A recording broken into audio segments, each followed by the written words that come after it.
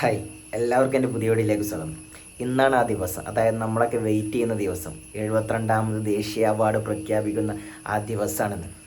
മലയാളത്തിൽ നിന്ന് മഞ്ഞുമ്മൽ ബോയ്സ്, അതുപോലെ തന്നെ കിഷ്കിന്ധാകാന്ഡം, നമ്മുടെയൊക്കെ ഭ്രമയുഗം, ഈ 3 ചിത്രങ്ങൾ മത്സരിക്കുന്നുണ്ട് മികച്ച ചിത്രത്തിൻ്റെ പട്ടികയിലോട്ട്. അതുപോലെ തന്നെ മികച്ച നടനെന്ന പട്ടികയിലോട്ട് നമ്മുടെ മമ്മൂക്കയും അതുപോലെ തന്നെ ആസിഫ് അലിയും മത്സരിക്കണം. എല്ലാ വർഷവും മത്സരത്തിന് നമ്മുടെ മമ്മൂക്ക ഉണ്ടാകുമെന്നാണ് അതിൻ്റെ ഒരു അത്ഭുതം.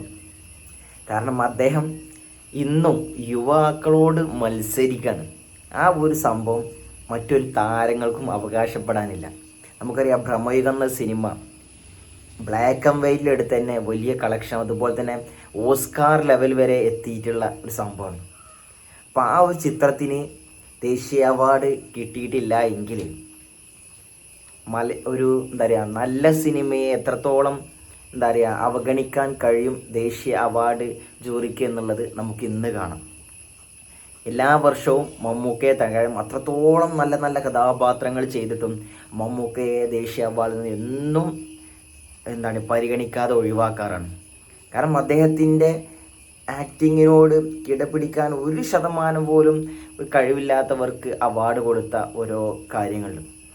ഒരു തവണ മമ്മൂക്കും അതുപോലെ അമിതാഭ് ബച്ചനും അവാർഡ്, ഒരു പാ എന്ന സിനിമക്ക് അമിതാഭ് ബച്ചന് കൊടുത്തു. എന്നാൽ അതേ ടൈമിൽ തന്നെ മമ്മൂക്കയുടെ ഒരു ചിത്രം ഉണ്ടായിരുന്നു, നല്ലൊരു അടിപൊളി ചിത്രം ഉണ്ടായിരുന്നു. അദ്ദേഹത്തിൻ്റെ ആക്ടിങ്ങിൽ വേറെ ലെവലായ ചിത്രം. പക്ഷെ ആ മേക്കപ്പിന് വേണ്ടിയിട്ട് നമ്മുടെ അമിതാഭ് ബച്ചന് കൊടുത്തു. അതുപോലെ തന്നെ ഈ കഴിഞ്ഞൊക്കെ വർഷം അല്ലു അർജുന് പുഷ്പയുടെ അഭിനയത്തിന് കൊടുത്തു. അപ്പോൾ നമുക്ക് ചിന്തിക്കാം, അതായത് അല്ലു അർജുനൊന്നും മോശമാണല്ലോ, പക്ഷേ ഒരു ആക്ടിങ്ങിൽ ഇദ്ദേഹത്തോടൊന്നും പിടിച്ചു നിൽക്കാൻ എന്നുള്ള ഒരു കഴിവ് ഒരാൾക്കും ഇല്ല. അപ്പോൾ അങ്ങനെയുള്ള ഒരു ആക്ടിങ്ങിനൊക്കെ അന്ന് ദേശീയ അവാർഡ് കൊടുത്തപ്പോൾ ആ ദേശീയ അവാർഡിൻ്റെ ഒക്കെ ഒരു മഹിമ മനസ്സിലായി. കാരണം അവരെ ഒരു വിലയിരുത്തലൊക്കെ എത്രത്തോളം തരം താഴ്ന്നതാണ് അന്ന് അതിൽ മനസ്സിലായി. അത് മമ്മൂക്ക കൊടുക്കായിട്ടല്ല, മറ്റുള്ള ആക്ടേഴ്സിനും അവഗണിച്ചിട്ട് ഇവർക്കൊക്കെ കൊടുത്തപ്പോൾ എത്രത്തോളം. അതുപോലെ ഷാറുഖ് ഖാൻ ഈ ജവാൻ എന്ന സിനിമ കൊടുത്തു.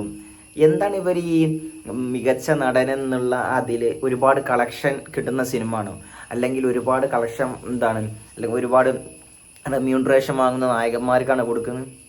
ഇപ്പോഴത്തെ ദേശീയ അവാർഡൊക്കെ ഒരു തമാശയും. പക്ഷെ ഇപ്രാവശ്യം നമുക്കൊരു പ്രതീക്ഷയുണ്ട്. കാരണം നല്ല രീതിയിലുള്ള ജൂറി മെമ്പേഴ്സും, ജൂറിയുടെ ചെയർമാനായിട്ട് നമ്മുടെ ജയരാജാണ് ഇപ്രാവശ്യം, മലയാളത്തിൻ്റെ സംവിധായകൻ ജയരാജാണ് ഇപ്രാവശ്യം. അതുകൊണ്ട് മലയാളത്തിന് അത്രത്തോളം തഴയില്ല എന്ന് നമുക്കൊരു പ്രതീക്ഷയുണ്ട്.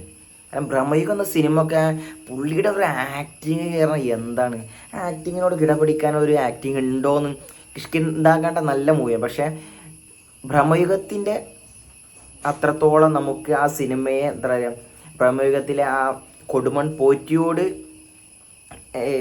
ഒരു ഓപ്പോസിറ്റ് നിർത്താൻ പറ്റിയ ഒരു ക്യാരക്ടറൊന്നുമല്ല കിഷ്കിന്ധാകാന്ഡം. അപ്പോൾ എന്തായാലും നമുക്കൊരു പ്രതീക്ഷിക്കാം. മമ്മൂക്കയ്ക്ക് ഈ വർഷം 72ാമത് ദേശീയ അവാർഡ് പ്രഖ്യാപിക്കുന്ന ഈ ദിവസം മലയാളത്തിൻ്റെ മഹാനടന് 4ാമത് ദേശീയ അവാർഡും കൂടി ദേശീയ അവാർഡ് പുരസ്കാരം ഏറ്റുവാങ്ങാൻ അദ്ദേഹം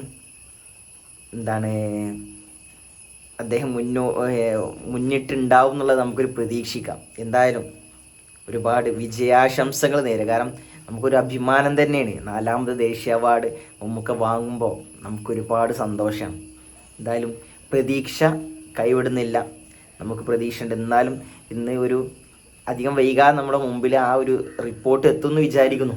എന്തായാലും ബെസ്റ്റ് ഓഫ് ലക്ക്.